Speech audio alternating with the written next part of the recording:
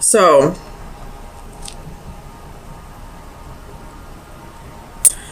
this is kind of saying two different things here. That actually, not two different things. It's just telling me two sides to a story. So, and I feel like it is split with the lines. So we do have new love here. We do have either this is a new person or somebody from the past who's coming back as a new person. So we have this person up here who's no longer trying to get the upper hand, who's trying to be more fair, trying to think things through a little more, a little more justly? I don't know. And then we have this person down here who is trying to work through something that happened in the past. And that's why I'm saying this love may be somebody from the past who's coming back as a new love. So they're trying to let go of the past. And they're kind of getting frustrated with the process, not allowing it to just unfold the way it's naturally meant to unfold. They're trying to force forgiveness, trying to force healing, trying to force letting go of the past, when I feel like the divine, the universe, spirit, whatever you believe in, is trying to say this is a process that needs to be done slowly and steadily. So slow down, try to, keep your cool about the situation, try not to get too frustrated, try to show a little more compassion to the other person, but allow things to happen the way they're meant to happen. So let's get some clarifiers and see if that's really what's going on. Sorry, let me click out of here.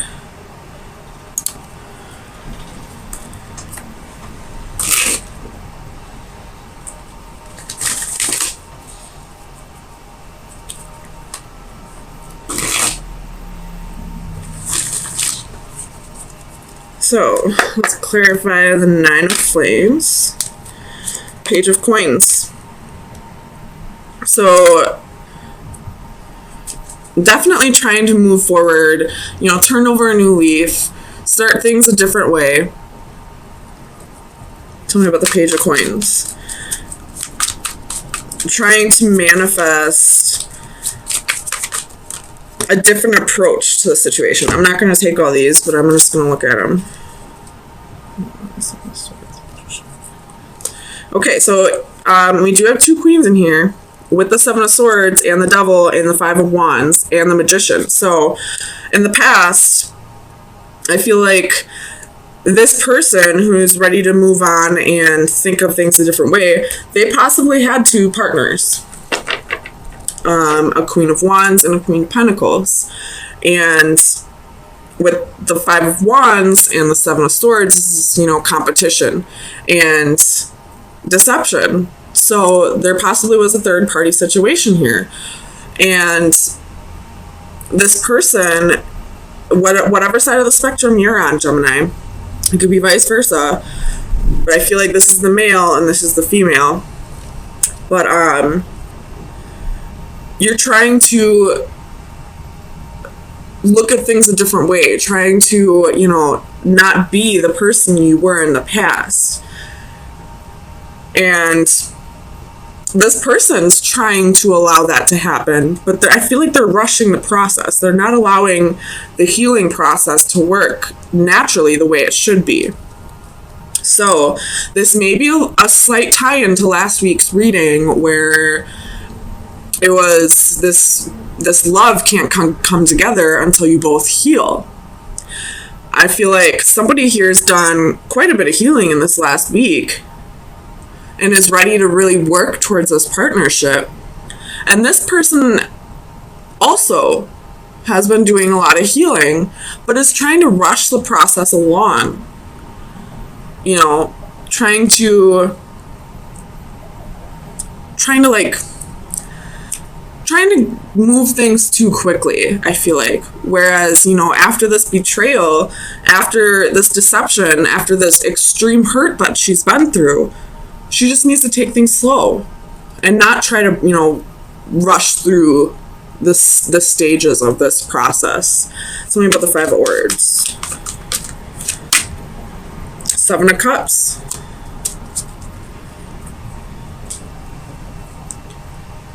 With the World at the bottom of the deck. So I feel like the third party's been cut out. Definitely feel that way. And whatever this person's been holding on to in the past that made them venture off into the arms of somebody else, I feel like they're letting that go. They're seeing things a little more clearly. With the World at the bottom of the deck, they've ascended to a new level. You know, they've grown quite a bit in this last week. Tell me about the Master of Orbs.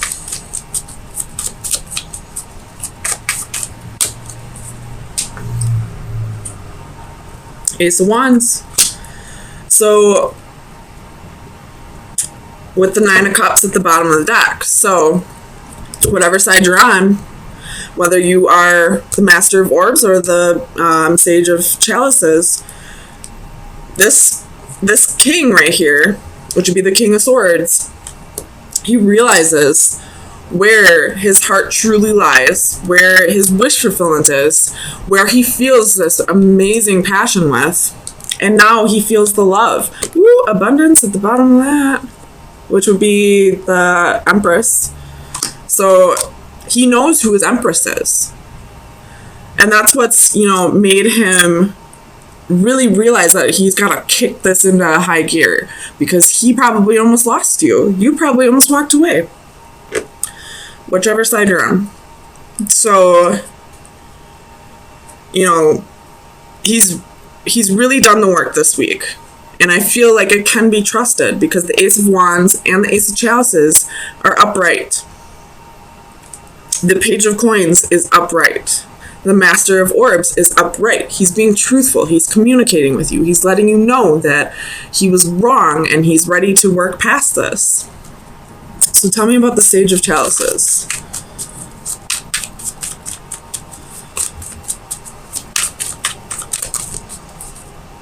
The Lovers at the bottom of the deck. There's Gemini coming through. So we have 10 of Coins, the World, 9 of Wands. So this queen definitely sees a future here and is not giving up. And I feel like because she sees the future, because she knows that where her heart truly lies, where she is meant to be, I feel like that's why she's kind of rushing this process along. Tell me about karma.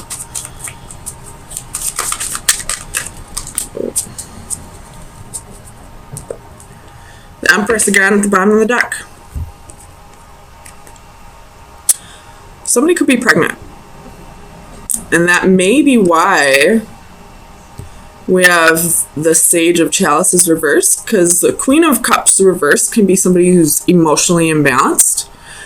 And pregnancy causes emotional imbalances. We got the Ace of Chalices, Ace of Wands, the Empress twice. There may be a pregnancy.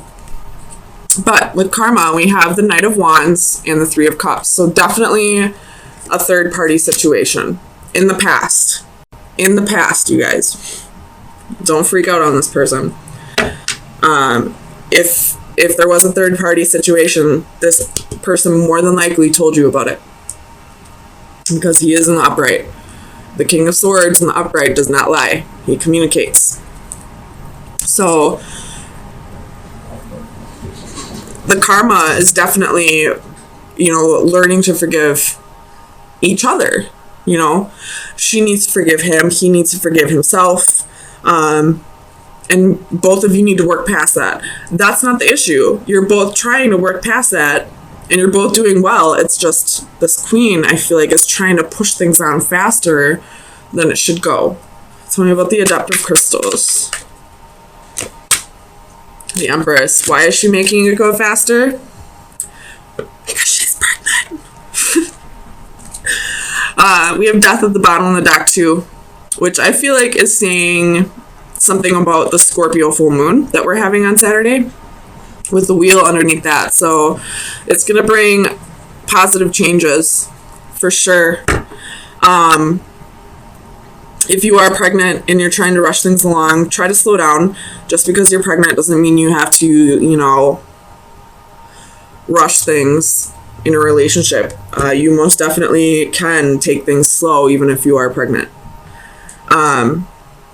If that is not the case, though, either way, this queen needs to slow down and take things the way they should be going. You just healed or are in the process of healing over something traumatic, something that hurt you very deeply.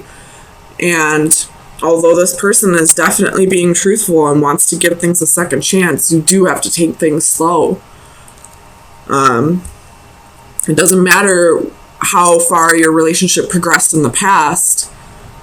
You are being told to start over, because now you're two completely different people. You got to get to know each other all over again. You don't know for certain if this person is your person still. I have a pretty good feeling you kind of know that this may be your person, but you still need to get to know this person all over again. You still have to start the process all over. So let me get you some final advice. See where you should be directing your energy for the next week.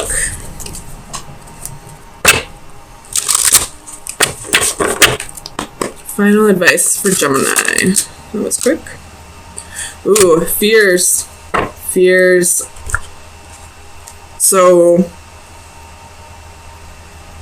you could be trying to rush, if you are this queen, you could be trying to rush things along because of fear. Or if you're this king, just know that this queen's fearing a little bit, possibly because of the betrayals. But it's all part of the grieving, or not grieving, it's all part of the healing process. So just know that this person's working through fears right now. So I'll read it straight out of here though.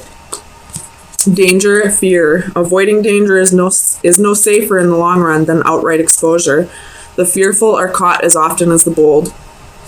In the darkness, our fears feed from us and grow. Our imaginations nourish them and give them form.